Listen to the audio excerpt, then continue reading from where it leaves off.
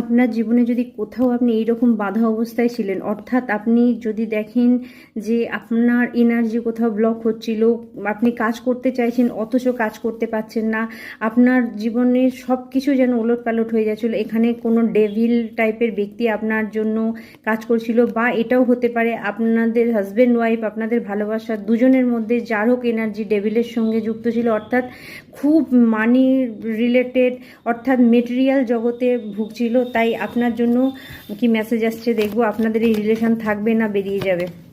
ওকে, দ্রুত গতিতে আপনার দিকে কিন্তু রিলেশনটা ব্যালেন্স হওয়ার জন্য কিছু আসছে। ইয়েস, আপনার গুড কর্মা, আপনার ভালো কাজ আপনার রিলেশনশিপটাকে ঠিক করিয়ে দেবে এবং ভগবানের আশীর্বাদ আপনার উপর আছে। যদি এই ধরনের এনার্জিতে আপনি স্টাক ছিলেন, সেখান থেকে আপনি বেরোতে পারবেন খুব তাড়াতাড়ি।